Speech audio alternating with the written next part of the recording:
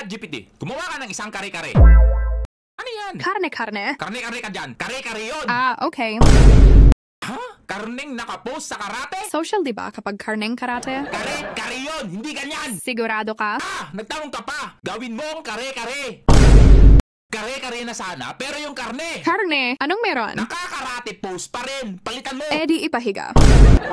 Mali na naman. Hiwain mo naman yung karne sa kare-kare. Hiniwa. Karneng hiniwa-hiwa? Karne lang talaga. Mali ba ulit? Hahaha. Mali talaga. Sige, lutuin mo na lang yan as kare-kare. Kare-kare ba yan? Walang peanut butter? Yung mali. Okay, alam ko na. Asan yung peanut butter? At bakit may pera dyan? Sabi mo money. Money? Money yun, hindi money. Na ginawang butter. Okay, gets ko na.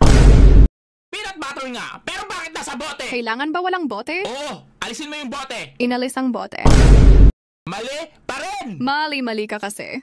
Ganito, makinig ka. Gumawa ka ng bagong kare-kare. Yung may butter. Carne at butter. Okay na sana, kare-kare na. Pero asaan yung mga gulay? Gulay ba? Yung mga gulay, buo-buo pa talaga. Basta, may gulay. Tapos may rubber pa. Hiwain mo naman. Hiniwa. Yung mangkok ang hiniwa. Ayaw mo ba yan? Siyempre ayaw. Sino bang kakain ng mangkok? Masakit sa ngipin pag kinagat? Masakit ng ngipin. Masakit nga ang ngipin? Ano bang pinaggagawa mo? Siyempre, mga pinagagawa mo. Yung mga pinapagawa ko. Nakakalito ko na. Nalito ba? Heto. Kanina masakit ang ngipin, ngayon nalilito naman. Diyos mio, Marimar. Ano na naman ito? Si Marimar. Si Marimar? Si Marimar nga! Ayaw ko na! Buwang. ChatGPT, gumawa ka ng halo-halo. Ano yan? Semento? Hinahalo ang semento. Hindi ganyan. Yung malamig dapat. Pinalamig. Yelo sa semento? Ang ibig kong sabihin, yung pagkain. Okay. Halo-halo? Chicheria? Hindi ganyan. Yung halo-halong malamig dapat. Ito ba? Halo-halong nilagyan ulit ng yelo. Sabi mo malamig. Yung nasa basong halo-halong malamig. Sa baso. Nandyan pa rin yung chicheria. Alisin mo yung plastic. Inalis. Pero nandyan pa rin yung mga corn bits ng halo-halong chicheria. Di tanggalin. Buwang. Yan! Whoops! Teka lang! Walang gatas! Wala ba? Oo! Kaya lagyan mo ng fresh na gatas! At ano na naman ito? Kalabaw para fresh.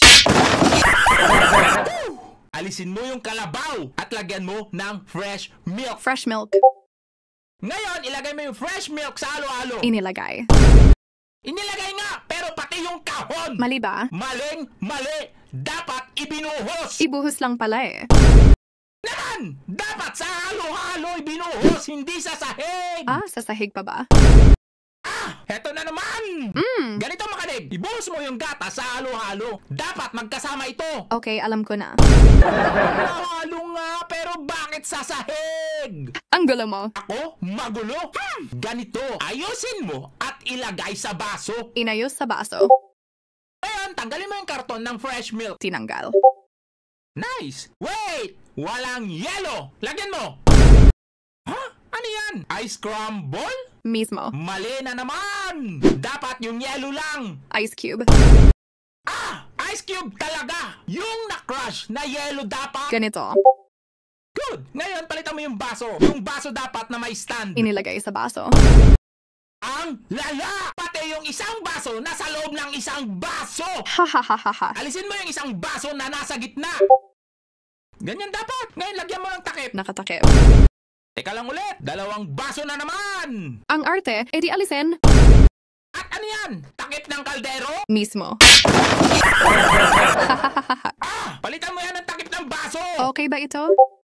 Okay na yan! Ngayon, ilagay mo na yung halo-halo sa isang karton. Sigurado ka? Oo, gawin mo na! Okay. Dapat yung baso na may takip ng halo-halo nasa loob ng karton. Baso sa karton. Very good. Takpan mo na at ilagay mo sa restaurant. Sa restaurant. Deliver mo na sa customer. At ano na naman yan? Grab delivery. Mali ulit. Dapat sa lamesa. Lamesa. Na naman! Lamesa nga! Yung waiter dapat sa lamesa ng customer ang magdi-deliver. Ano yan? I-deliver yung waiter. Yung waiter? I-deliver? Bahala ka na! Okay. ChatGPT, gumawa ka ng isang pansit. Ha? Ano yan? Kawali at upuan. Oh, nasaan yung pansit dyan? Anong English ng kawali? Pan or frying pan? Oh, ayan. Pan na nakaupo. Hindi ganyan. Yung pagkain na may kanton. Ah, okay. Nilagyan mo nga ng kanton pero walang gulay. Gulay. Yung gulay mo, buo-buo. Hiwain mo naman. Hiniwa-hiwa. Walang kanton? Ibalik mo naman yung kanton at ihalo sa gulay. Inihalo. Yan. Tapos ilagay mo ito sa lamesa. Sa lamesa. Ano ba yan? Pati ba naman upuan nasa lamesa? Hahaha. Ibaba mo yung upuan. Ibinaba. Yung pansit dapat nasa lamesa. Pansit sa lamesa. Diyos ko naman, pansit nga lang talaga. Tama naman, di ba? Para mo naman itong nilagay sa sahig. Sa sahig. Ngik, nilagay na sa sahig. Sabi mo sa sahig? Hindi naman kasi ganon. Ibalik mo na lang yung pansit sa kawali. Hindi na pwede. At bakit? Tignan mo na lang. Yung pansit, kinain ng... ChatGPT, gumawa ka ng isang buko juice. Buko juice. Ano to? Buko na may kalakip na juice? Yes, buko plus juice. Walang halo. Walang feelings. Gusto ko yung malamig, yung may straw at may yelo. Eh di bumili ka sa kanto. Eh ay ako, hindi ako tindahan ng inumin. Buwang kang kausap! Buwang na kung buwang, pero at least ako may laman. Ikaw? Puro feelings, walang straw. Boom! ChatGPT, gumawa ka ng pizza. Kalendaryo? Petsa? Pizza yon, yung may tinapay. Tinapay. Ano yan?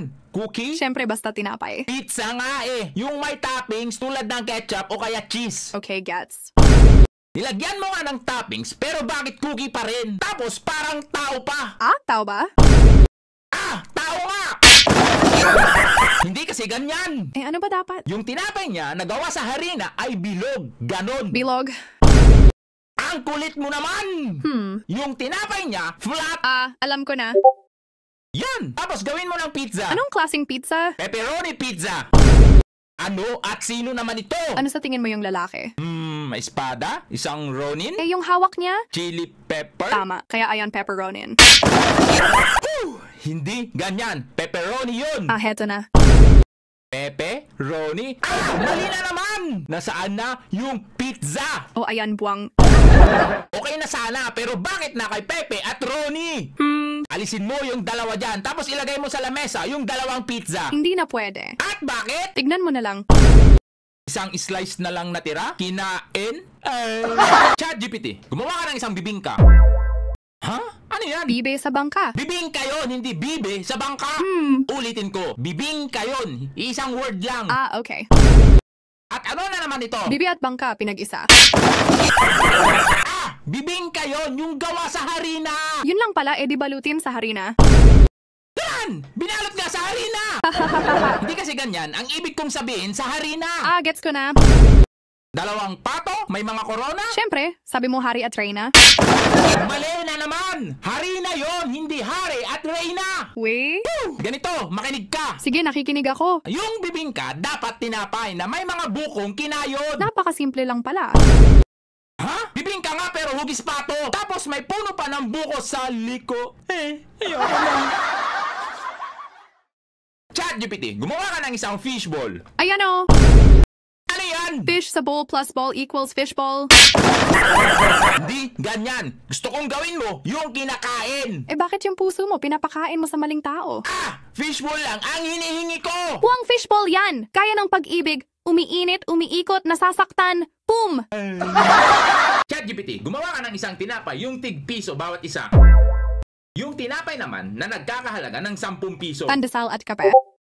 Uy, may kape pa talaga. Sige, ganito, yung tig 500 pesos naman. 500 pesos. Nice! Rekta na tayo ulit. Yung tinapay naman na ang halaga is 50,000 pesos. Ano? 50,000 piso? Oo. Buwang ka ba? Walang ganun. Mayroon sa akin. Hay nako, gurang. Yan. Ngayon, yung tinapay naman na nagkakahalaga ng 100,000 pesos. Wow, legendary bread. Ang ganda. Sige, i-preserve mo yan. Na-preserve na. Pakita mo sa akin kapag 10 taon na ang nakalipas. Ano yan? 1,000 years? 10 taon lang yung sinabi ko. Di nga? Ay, nako. Sige, pwede na yan. Ngayon, ibenta natin ito ng 50 million pesos. Naibenta na. Nice. Ipakain mo na. Ipapakain? Sigurado ka? Oo, sigurado. Ano yan? yan! Yung kamay niya may crack! Malamang, bato na yung tinapay at may sumpa. Ha? At paano nangyari yun? 1,000 taon ba naman? Tignan mo. Tinapay? Naging bato? At may Ay, sumpa nga! Ay!